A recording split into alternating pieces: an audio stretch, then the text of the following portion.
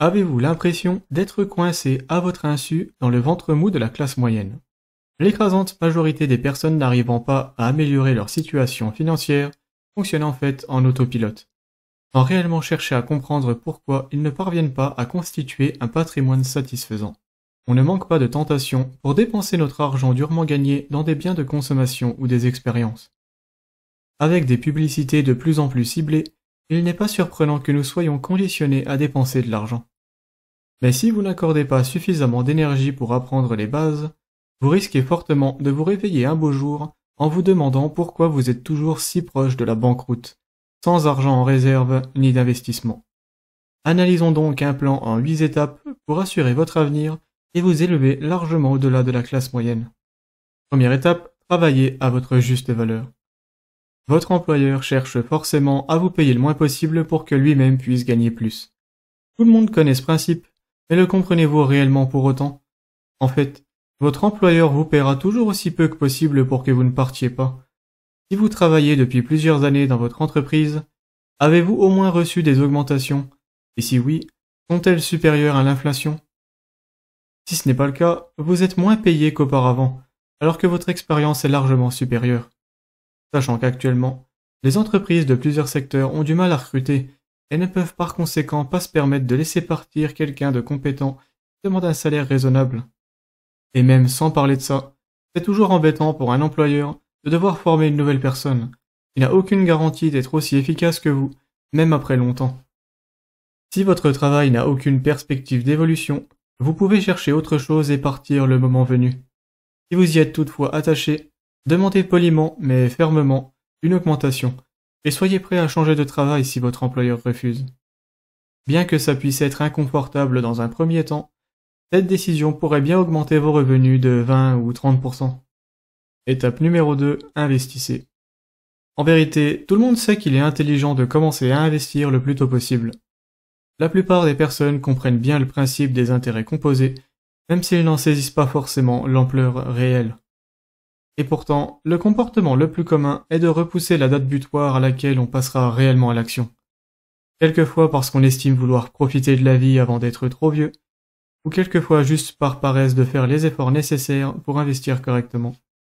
La meilleure façon de vous mettre sur de bons rails est de vous payer en premier lorsque vous obtenez votre salaire, et d'investir aussitôt.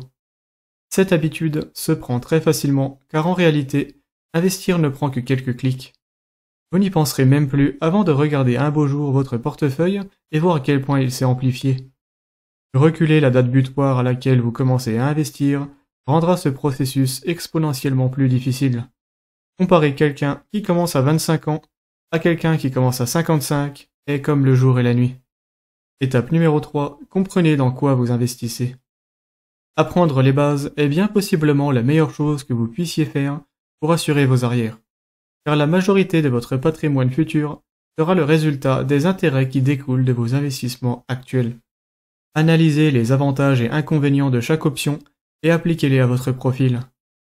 Suivre aveuglément les conseils de vos proches, qui ne sont peut-être eux-mêmes pas dans la meilleure des situations, ou qui suivent peut-être eux-mêmes aveuglément les conseils de quelqu'un, est un risque énorme.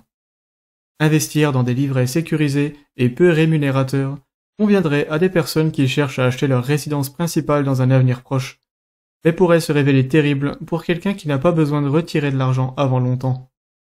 À l'inverse, investir fortement en actions convient bien à un profil relativement jeune, cherchant à se construire un patrimoine sur le très long terme, mais pourrait vous mettre en difficulté si vous êtes plus âgé et souhaitez bientôt vivre de vos investissements.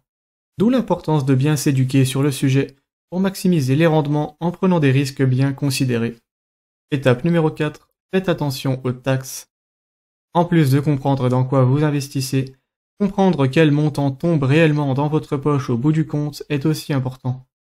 Si le logement est comme pour beaucoup votre plus grosse dépense actuelle, vous construire un patrimoine aura pour effet plus tard de vous faire payer des taxes, qui deviendront probablement votre plus grosse dépense à ce moment-là.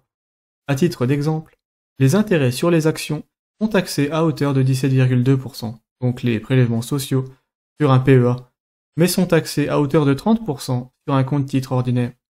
Le PEA a des options plus limitées mais tout de même satisfaisantes comme des ETF monde, pays développés ou écologiques.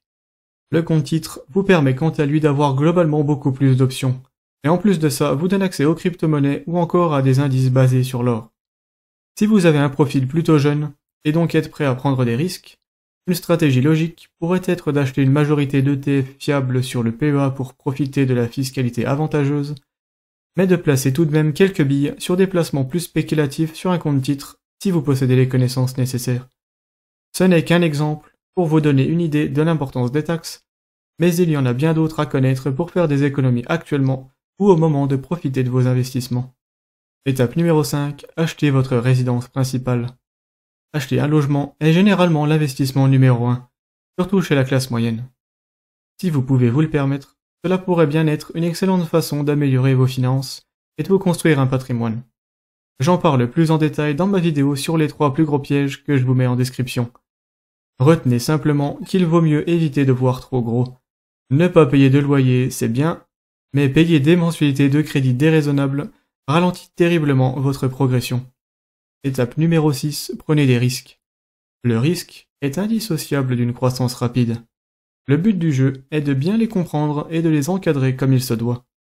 Tout claquer dans le Bitcoin est largement plus risqué que de se constituer une épargne de précaution et d'investir dans plusieurs cryptos différentes, si c'est vraiment votre truc. Pourtant, le retour sur investissement ne sera pas beaucoup plus faible pour cette deuxième stratégie. La balance risque/récompense est plus favorable. Quittez votre boulot actuel pour un nouveau, investir en bourse, crypto-monnaie ou encore dans l'immobilier direct à travers un appartement que vous louez à quelqu'un de plus ou moins fiable sont des options qui ont pour point commun de vous rapporter potentiellement de l'argent, mais ont aussi un autre point commun dont vous vous doutez bien, le risque. Mais à terme, si vous possédez des billes dans tous ces placements risqués, les chances qu'ils dégringolent tous en même temps et durablement sont très faibles, et vos rendements seront largement supérieurs à ceux de quelqu'un qui s'endort sur des livrets d'épargne à 2%. Étape numéro 7, prenez le temps. Il y a beaucoup d'options pour stimuler la croissance de votre patrimoine, mais cela prendra de toute façon du temps pour atteindre vos objectifs. Le millionnaire de base vous dira sans doute que la route vers la richesse est un processus long et ennuyant, comme de regarder un arbre grandir. En fait, vous cherchez surtout à bien comprendre les tenants et aboutissants pour planter votre arbre dans les meilleures conditions possibles, pour ensuite profiter de ses fruits. Voir l'arbre grandir en lui-même ne demande pas beaucoup d'efforts et n'est pas passionnant. Acceptez ce principe et ne tentez pas trop le diable en misant toutes vos billes sur un placement spéculatif, risque bien de vous faire subir un retour de flamme. Gardez à l'esprit que pour une personne qui réussit une telle manœuvre et qui en parle partout autour d'elle, beaucoup d'autres se sont cassés les dents et restent discrets. Comme vu précédemment, faire des placements très spéculatifs n'est pas un problème, tant qu'ils sont bien encadrés et que votre profil d'investisseur est adapté. Étape numéro 8. Ayez confiance en vous.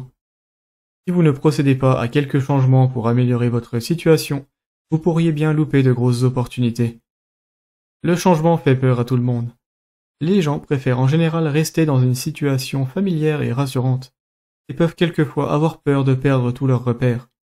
Investir en bourse, prendre un nouveau travail et découvrir de nouveaux collègues, ou quitter votre logement actuel pour vivre en colocation et économiser un peu plus, sont des actions inconfortables mais qui vous récompensent généralement.